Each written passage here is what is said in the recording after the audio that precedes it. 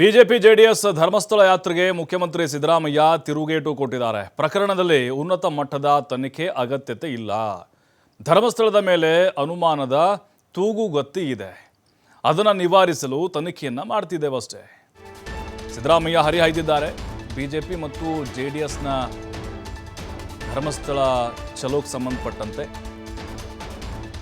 ಅಂದರೆ ಎನ್ಐಎ ಮತ್ತು ಸಿಬಿಐ ಅವಶ್ಯಕತೆ ಬರೋದಿಲ್ಲ. ಇಲ್ಲಿ ಈಗ ಅನುಮಾನ ಇದೆ. ಸಾಕಷ್ಟು ಜನ ಒತ್ತಾಯ ಮಾಡಿದ್ರು ತನಿಖೆ ಆಗಬೇಕು ಅಂತ.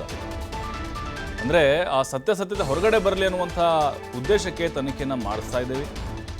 SIT ತನಿಖೆಯನ್ನು ಧರ್ಮಾಧಿಕಾರಿಗಳೇ ಸ್ವಾಗತ ಮಾಡಿದ್ದಾರೆ.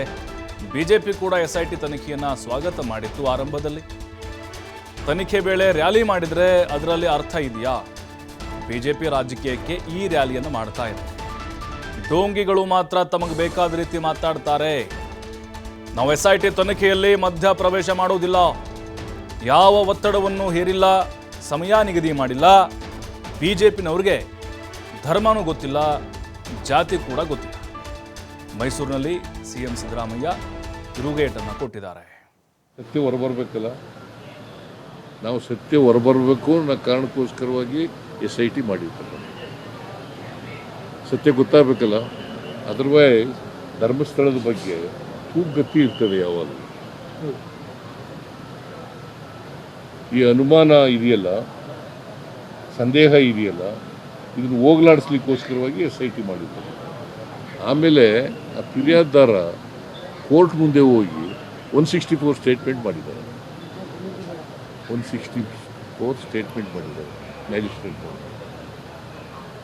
ಅನೇಕ ಸಂಘ ಸಂಸ್ಥೆಗಳು ಇವನ್ನೆಲ್ಲ SIT ಮಾಡಬೇಕು ಅಂತಕ್ಕಂಥ ಒತ್ತಾಯ ಇತ್ತು. ಆಮೇಲೆ ಸತ್ಯ ಹೊರಬರಬೇಕು ಅಂತಕ್ಕಂಥದ್ದು ಸರ್ಕಾರದ ಉದ್ದೇಶ. ಸತ್ಯ ಹೊರಗಡೆ ಬರಬೇಕಲ್ಲ. ಈ BJPಯವರು ಕೂಡ ಸ್ವಾಗತ ಮಾಡಿದಾರಲ್ಲ. SIT ತನಿಖೆನ ಸ್ವಾಗತ ಮಾಡಿರೋರು ಯಾರು? BJPಯವರು.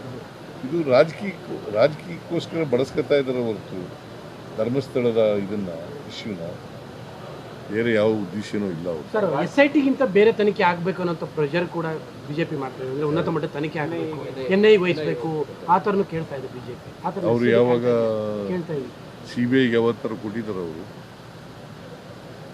CBI ಅವ್ರದೇ ಸರ್ಕಾರ ಇದೆಯಲ್ಲ, ಅವ್ರ ಪಕ್ಷದ ಸರ್ಕಾರ ಇದೆ. ಕೇಂದ್ರದಲ್ಲಿ ಅವರು ಅಧಿಕಾರದಲ್ಲಿರುವಾಗ 2008ರಿಂದ ಅಧಿಕಾರದಲ್ಲಿದ್ದಾರೆ. ಯಾವತ್ತಾದರೂ ಒಂದು ದಿನ CBI ಕೊಟ್ಟಿರ್ತಕ್ಕಂಥದ್ದು ಒಂದು ಉದಾಹರಣೆ ತೋರಿಸೋದು ಗೊತ್ತಿಲ್ಲ ನನಗೆ. ಯಾವಾಗ ನಾವು ವಿ ಆರ್ ನಾಟ್ ಇಂಟರ್ಫಿಯರಿಂಗ್. SITಗೆ ಪೂರ್ಣ ಸ್ವಾತಂತ್ರ್ಯ ಕೊಟ್ಟಿದ್ದೀವಿ. ಅವ್ರು ತನಿಖೆ ಮಾಡಿ ಯಾವಾಗ ವರದಿ ಕೊಡ್ತಾರೆ ಅವಾಗ ಬೇರೆ ಅಗತ್ಯ ಇಲ್ಲ, ಬೇರೆ ತನಿಖೆ ಅಗತ್ಯ ಇಲ್ಲ ಅಂತ ನಾನು ಅಂದ್ಕೊಂಡಿದ್ದೀನಿ.